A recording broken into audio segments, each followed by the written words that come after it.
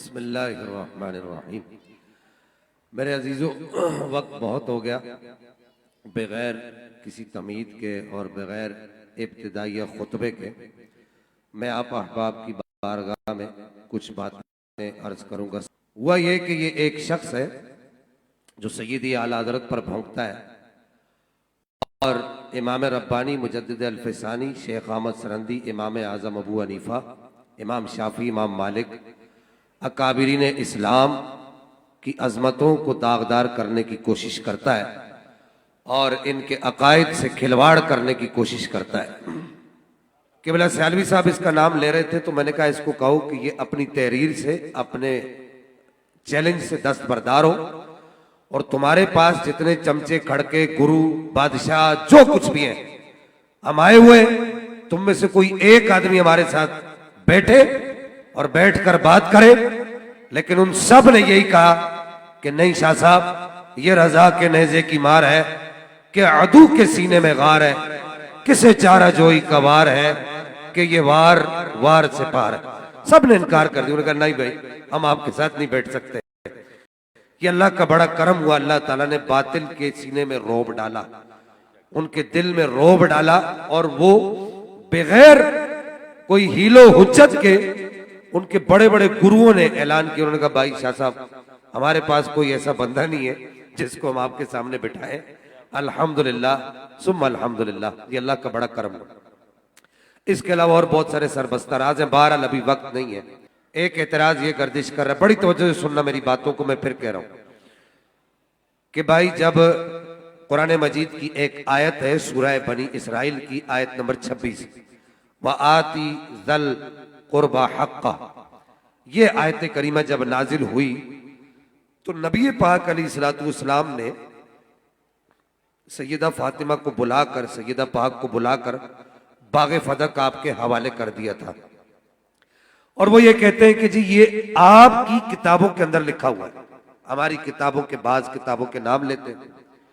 तो सबसे पहली बात ये याद रखिए कि किसी भी रिवायत का, किसी भी हदीस का या किसी भी बात का अहले सुन्नत की किताबों के अंदर आना ये उसके मुस्तनद और मुअतबर होने की दलील नहीं। अब आप थोड़ा सा एक जायजा लें इस बात का। ये बात बहुत गर्दिश कर रही है इस वक्त सोशल मीडिया पर। वो एक बंदर है अमेरिका का, वो कोई 8-10 किताबों के हवाले देके कहता है देखिए जी इसमें भी लिखा है, इसमें भी लिखा है, इसमें भी लिखा है कि भाई जब ये आयत नाजिल हुई, नबी पाक ने सैयदा पाक को बुलाया और बुलाकर सैयदा पाक को बाग़े फदक आपके हवाले कर दिया। अब बड़ी तवज्जो से सुनिएगा मेरे बच्चों, मेरे अजीजों, बिलखुसूस कॉलेज यूनिवर्सिटी के नौजवानों को मैं कहूंगा, आपके पास इस वक्त मोबाइल मौजूद है और आप सर्च कर सकते हैं, गूगल पर सर्च करें, आप लिखें अभी निकाल कर सूरह बनी इसराइल। ये सूरह बनी इसराइल की आयत नंबर 26 है। अब जैसे ही आप सूरह बनी इसराइल निकालते हैं तो आपको सूरह बनी इसराइल के बिल्कुल माथे के ऊपर, सीने के ऊपर लिखा हुआ नजर आता है कि सूरह बनी इसराइल मक्की है। पहली बात याद रखिएगा। क्या है मेरे बच्चों? बोलो, सूरह बनी इसराइल क्या है? ऊंचा बोलो, क्या है? ये मक्का में नाजिल हुई है हिजरत से पहले, नबी पाक के मदीनतुल मुनव्वरा हिजरत करने से पहले ये पूरी सूरत नाजिल हुई है। और ये जो आयत नंबर 26 है ये बिल इत्तिफाक मक्की आया है, यानी मक्की आयत है। अब आप सब एक थोड़ा सा कॉमन सेंस इस्तेमाल करें कि खैबर कब फतह हुआ है? मक्का में हुआ है या मदीना में हुआ है? शाह साहब, खैबर कब फतह हुआ है? खैबर मदीनतुल मुनव्वरा में सन 7 हिजरी में फतह हुआ है। और जो है वो राफजी हमें रिवायत पेश कर रहा है, लामा साहब उलमाए किराम बैठे हुए हैं, राफजी हमें रिवायत पेश कर रहा है, कुरान पाक की आयत सुना रहा है कि जो मदीने की हिजरत से पहले नाजिल हुई, और कह रहे हैं कि जी सरकार ने बुलाकर फदक सैयदा के हवाले कर दिया था। और मैंने कहा बेवकूफ आदमी, तेरी अकल क्या घास चरने चली गई है? जब ये आयत नाजिल हुई थी उस वक्त तो खैबर फतह ही नहीं हुआ, तो फदक नबी पाक के पास आया कहां से? भाई मक्की आया है, 7 हिजरी में खैबर फतह होता है और फदक उस वक्त आता है और वहां पर नबी पाक ने खैबर को, फदक को अपने कब्जे में आने से पहले ही सैयदा पाक को दे दिया। हैरत की बात है। अच्छा, अब यहां पर क्या तावील करते हैं, ये बात समझ आई आप? बेटा तुझे समझ आई? तो ऐसे से सारे ला रहे, खैर तो है। आप सबको आ गई बेटा, सबको समझ आ गई? हाँ, वो कहते हैं अले बच्चा जमा नहीं, निकाह पहले ही हो गया। ये वही बात हो गई आपको समझाने के लिए। दूसरी बात, अच्छा भाई, कहते हैं कि मक्का, असल में आयत मक्का में नाजिल हुई थी और फदक जो है मदीना में दिया था। अब आप रिवायत क्या पढ़ रहे हो कि जैसे ही ये आयत नाजिल हुई, नबी पाक ने सैयदा को बुलाया और बुलाकर फदक दे दिया। रिवायत के अल्फाज तो तुम ये पढ़ रहे हो और फिर तावील क्या बयान कर रहे हो कि जी आयत मक्का में नाजिल हुई और फदक जो है मदीनतुल मुनव्वरा में नबी पाक ने दे दिया।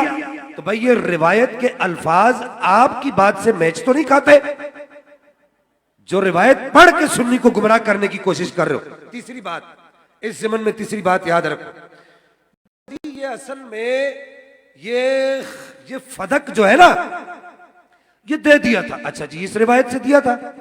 फिर आप इनसे सवाल करो कि तुम्हारा दावा क्या है, तुम्हारा क्या दावा है फदक के बाब में? तुम फदक को सईदा की विरासत मानते हो, मेरी अम्मा पाक की विरासत मानते हो या मिल्कियत मांगते हो? अब एक तरफ तुम कहते हो कि वो सईदा की विरासत थी, दूसरी तरफ तुम ये रिवायतें पढ़ते हो और कहते हो कि दे दिया था। अगर दे दिया था तो मिल्कियत होगी, विरासत नहीं। भाई विरासत तो वो होती है जो मिल्कियत ना हो। तो अगर दे दिया था तो फिर विरासत का दावा कैसे? और मैंने कहा अमरीकी बंदर, पहले सोच तो सही, तेरा दावा क्या है? दावा तेरा ये है कि जी विरासत है और रिवायतें तू मिल्कियत की पढ़ रहा है। चौथी बात, बड़ी आम बात, सैयदा पाक के अलावा नबी पाक की 3 बेटियां और भी थी। सिर्फ सैयदा पाक को ही बुलाकर उनका हक दिया, बाकी बेटियों को नहीं दिया। सैयदा पाक के अलावा नबी पाक के और रिश्तेदार भी मौजूद थे। जिस आयत को पढ़ के तुम मसला हल करने की कोशिश कर रहे हो, वह आती दल कुर्बा हक़्क़हू, नबी पाक के चचा मौजूद थे, चचाजाद भाई मौजूद थे। अगर विरासत के फन के उलमा यहां बैठे हैं, वो जानते हैं इस बात को कि अगर सिर्फ बेटी हो तो बेटी को अगर एक हो तो निस्फ मिलता है, और अगर एक से ज्यादा हो तो सुलुसान मिलता है, सुलुस मिलता है और फिर सुलुसान मिलता है। तो अगर बेटी है एक तुम्हारे नजदीक, तो अब बाकी रिश्तेदार अगर चचा है तो वो असबा बन जाता है।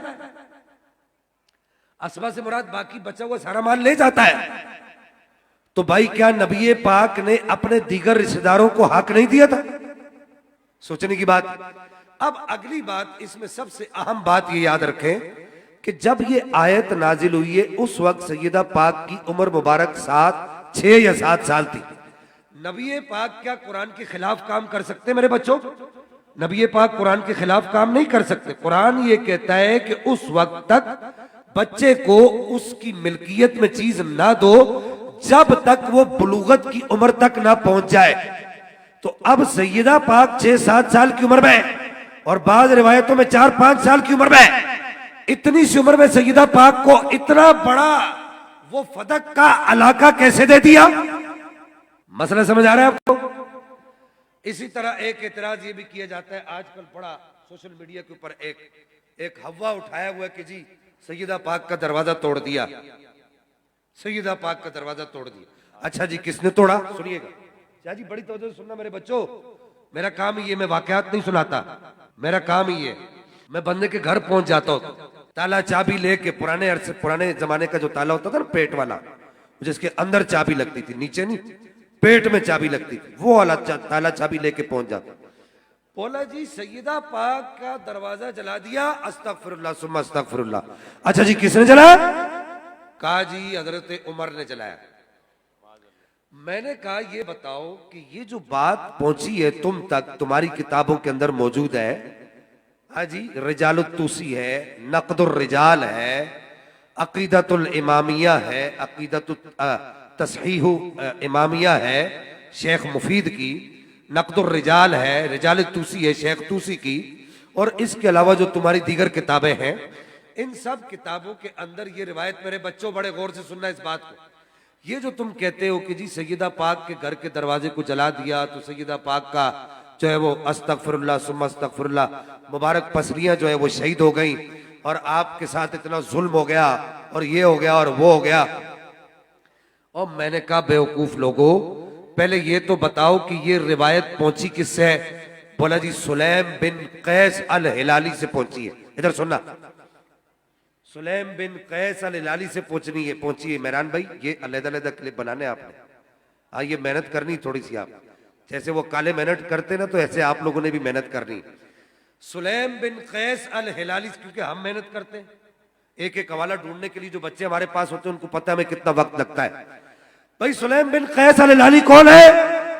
बोला जी हजरत उमर का गुलाम है। गुलाम कह रहे मैंने देखा हजरत उमर ने सईदा का दरवाजा तोड़ा। अच्छा जी, हजरत उमर का गुलाम कह रहा है, इसके अलावा कोई और कह रहा है? बोला नहीं नहीं नहीं यही कह रहा है। अच्छा ये तो बताओ ये गुलाम हजरत उमर के पास आया कब है? नंबर एक। नंबर दो, और ये भी बताओ कि ये वाकया कब का है? बोला जी ये वाकया हजरत अबू बकर के दौर का है, जब हजरत अबू बकर सिद्दीक मसनद खिलाफत रसूल पर बैठे, ये उस वक्त का वाकया है। अब सुनना। अच्छा मैंने कहा दकरोटा साहब जरा ये बताओ ये सुलैम बिन कैस अल हिलाली जो है ये असल में जो हरामी है ये कब आया? बोला जी ये तो हजरत उमर के पास हजरत उमर के दौरे खिलाफत के 2 साल के बाद आया। पहले कहा था? बोला जी पहले ये किसी मुल्क में रहता था। और मैंने कहा दकरोटा साहब इल्जाम लगा रहे हो सैयदा पाक का हजरत उमर फारूक पर और हजरत अबू बकर सिद्दीक के दौर का लगा रहे हो, और हजरत अबू बकर सिद्दीक के दौर में वो था ही नहीं जो आदमी सुलैम बिन कैस अल हिलाली, वो तो उस दौर में था ही नहीं। 2.5 साल का अरसा तो बकर सिद्दीक अपनी खिलाफत का गुजार के चले गए। उसके बाद 2 साल हजरत उमर फारूक की खिलाफत के गुजरे, फिर सुलैम बिन कैस अल हिलाली आया और उसने आके ये रिवायत जो मदीने में था ही नहीं उसने गढ़ दी और तुमने अपनी किताबों के अंदर लिख ली जो वहां पर मौजूद ही नहीं था। वो कह रहे कि सैयदा पाक का दरवाजा गिराया हजरत उमर ने। मैंने कहा भाई उसका पहले वहां होना तो साबित करो। जो लोग वहां मौजूद थे उनकी बात सुनो, वो क्या कहते हैं। रावी कहते हैं ये तो मसला हुआ कि नहीं हुआ? सुलैम बिन कैस अल हिलाली तो था ही नहीं, और इसका एक और बदमाश यार था अबान बिन अबी अय्याश, नाम हमें सबके याद है, नहीं समझ आए? इस दौर के जितने बदमाश हैं उनके नाम भी याद है, पिछले दौर में जितने बदमाश गुजरे उनके नाम भी याद है। अबान बिन अबी अय्याश ये क्या करता था, ये ऐसे पता एक किताब ऐसे इसके हाथ में होती थी, ऐसे जो है नक़्द और रिजाल रिजाल तूसी वगैरह के अंदर लिखा है, तोहफतुल इमामिया वगैरह सब के अंदर ये जो इनकी किताबें यार लोग, इसकी किताब इसके हाथ में एक किताब होती थी, ऐसे ये छुपा कर ऐसे लाता था, यूं ऐसे छुपा कर लाता था, अपनी चादर के अंदर ऐसे छुपा के लाता था और ऐसे टेबल के नीचे रख कर इसको ऐसे नीचे पढ़ता था और कहता था ये वो किताब है जो मुझे सुलैम बिन कैस ने दी है और इसके अंदर सुलैम बिन कैस ने अपने चशमदीद वाकयात लिखे हैं। मैंने कहा सुलैम बिन कैस वहां मौजूद ही नहीं था, उसने चशमदीद वाकया कैसे लिख दिया? और फिर रिजाल तूसी उठा लो, नक़्द और रिजाल उठा लो, फिर उसके बाद तस्हील अक़ीदत इमामिया उठा लो, शेख मुफीद की, सब ने लिखा है कि सुलैम बिन कैस अल हिलाली दुनिया जान का झूठा आदमी था। ये झूठी रिवायतें करता था सहाबा किराम पर भी और आले बैते अतार पर भी। तो बोला शाह साहब फिर हुआ क्या? मैंने कहा जो लोग मौके पर मौजूद थे उनसे पूछ हुआ क्या। जो लोग मौके पर मौजूद थे वो कहते हमने देखा सरकार उमर फारूक सैयदा पाक के दरवाजे के सामने हाथ बांध के ऐसे खड़े हुए और खड़े होकर अर्ज किया सैयदा इस कायनात में उमर को तुम्हारे बाबा से ज्यादा अजीज कोई नहीं है और तुम्हारे बाबा के बाद इस कायनात में तुमसे ज्यादा उमर को कोई भी अजीज नहीं है। ये मौके का वारदात, मौके वारदात का बंदा है। ये जब वकुआ हुआ है, जिसको वकुआ कहते हैं हमारे पुलिस वाले भाई, वकुआ जब हुआ है मौके पर जो लोग मौजूद थे वो कहते थे कि साहबा आते थे सईदा के दरवाजे मुबारक पर खड़े होते थे, उनकी चौखट पर खड़े होते थे। इधर देखना सुन्नी जवान, ये हवाले याद रख, ऐसे याद रखना इस हवाले को। हजरत अबू बकर सिद्दीक रावी कहते हैं मैंने देखा, अपनी आंखों से देखा, ऐसे हजरत अबू बकर सिद्दीक अपने गले के अंदर ऐसे चादर डाल कर आए और ऐसे हजरत मौला कायनात के हाथ में पकड़ाई। सुनना, ऐसे मौला कायनात के हाथ में पकड़ाई और पकड़ा कर कहा कि ये सैयदा तैयबा ताहिरा सैयदा खातून जन्नत, इधर देखो ना बेटा, वली साहब इधर देखो ना। रावी कहते हैं मैंने देखा कि सैयदुना अबू बकर सिद्दीक सैयदा की चौखट पर गए और ऐसे अपने गले में ऐसे चादर डाली हुई थी और चादर को ऐसे घुमाया, इधर देखो, ऐसे घुमाया सैलवी साहब, और ऐसे घुमा के मौला कायनात के हाथ में दिया और हाथ में देकर कहा कि ये मेरे रसूल की सच्ची सुच्ची साहबजादी रसूल जादी ये सैयदा के हाथ में दे और उनको कहे अबू बकर कह रहा है कि हमने अपना घर छोड़ा आपके लिए, हमने अपनी जायदाद छोड़ी आपके लिए, हमने मक्का छोड़ा आपके लिए, हमने अपने बच्चे छोड़े आपके लिए, हमने अपनी जायदाद छोड़ी आपके लिए, हमने अपना बैंक बैलेंस छोड़ा आपके लिए, हमने अपना माल मवेशी छोड़े आपके लिए। सैयदा ये पट्टा है अबू बकर के गले में, चाहो तो अबू बकर को मदीने की गलियों में बेच दो। अबू बकर तुम्हारा भी गुलाम है और तुम्हारे बाबा का भी गुलाम है। अबू बकर तुम्हारी नस्लों का भी गुलाम है। अबू बकर को अपने बाबा के गुलामों में शामिल समझना। मैंने कहा दकरोटा साहब तुम्हारी किताबों के अंदर ये रिवायतें भी तो लिखी हुई है ना, ये भी तो पढ़ के सुनाओ ना। ये रिवायतें भी तो तुम्हारी किताबों में लिखी है, ये कौन पढ़ के, अमरीकी बंदर, ये कौन पढ़ के सुनाएगा? भला जी शाह साहब हमारे साथ मुनाजरा करो। मैंने कहा तू 160 नहीं चल रही, नहीं समझ आई आपको बात। ये जो पलीदी था ये भी बड़ा उछलता था, इसको मैंने फोन करके कहा मेरे पास मौजूद है, जो देखना चाहते हैं मैं इसको मैसेज रोज करता हूं। अब भी मैं कहता हूं फरीदी साहब अगर हिम्मत बंदी, पांव में जान आई तो बताना, सैयदा का बेटा फिर तेरी गिच्ची में हाथ डालेगा, फिर हम तेरे गिरबान में हाथ डालेंगे और तुझे लाहौर की सड़कों पर घसीट घसीट कर बताएंगे कि तू इस गलत फहमी में नहीं रहना कि सैयदी आला हज़रत चले गए तो उनके वारिस इस दुनिया में मौजूद नहीं है।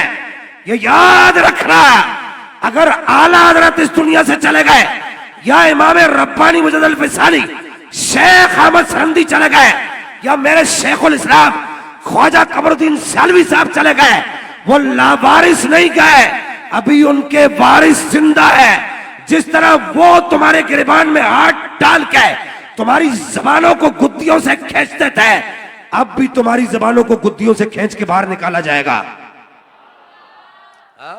तुमने क्या समझ बैठा कि अहले सुन्नत लावारिस है? ये तुम्हारी तरह हिजड़ों का दीन नहीं है, ये मर्दों का मजहब है। आज एक आम छोटे से आलिम का, नबी पाक की उम्मत के छोटे से आलिम का जनाजा उठता है। आपको छोटे तो नहीं थे लेकिन उनके मुकाबले में तो बहुत छोटे, कोई हैसियत नहीं उनके मुकाबले में, सैयदा पाक के मुकाबले। इमाम हसन इमाम हुसैन के बाबा खादिम का जनाजा याद है तुम्हें? याद है कि नहीं है? बाबा खादिम की मेरी सैयदा पाक के सामने क्या है? हाँ जी, मुमताज कादरी का जनाजा आपको याद है? तो इन लोगों की क्या हैसियत है आले बैत अतार के अफराद के सामने? वो बाबा खादिम जिसके जनाजे में ये ऐलान किया जा रहा था हश्र को होगा ये मालूम कि जीता कौन और हारा कौन, हम सुए हश्र चलेंगे शहे अबरार के साथ, काफिला होगा रवा काफिला सालार के साथ। ये तो तैबा की मोहब्बत का असर है, वरना कौन रोता है लिपट कर दरो दीवार के साथ। ए मजर सुनेंगे हम भी एक नाते रंगी, गर मुलाकात हो गई शायर दरबार के साथ। तो बाबा खादिम जैसे आलिम का जनाजा उठे पूरी दुनिया में कोराम मच जाए, तो सैयदा पाक का जनाजा उठा मदीने में पता ही नहीं चला। हैरत की बात है कि सच्ची बात यह कि जिस दिन सैयदा पाक का जनाजा उठा है, सहाबा दीवारों में मुंह दे देकर सर रख रख के रोते थे और वो कहते थे कि आज रसूलुल्लाह की आखिरी निशानी भी हमें छोड़ के चली गई। सहाबा पर कयामत सुगरा कायम हो गई थी और सहाबा किराम रिदवानुल्लाह तआला अलैहिम अजमाइन उसी तरीके से गमगीन थे जिस तरह नबी पाक अलैहिस्सलाम के दुनिया से जाने के मौका पर थे। अल्लाह जल्ला मजदुल करीम में अमल की तौफीक अता फरमाए। खासा दी गलाम आगे नहीं मुनासिब करनी। वाखिर दावा अल्हम्दुलिल्लाह।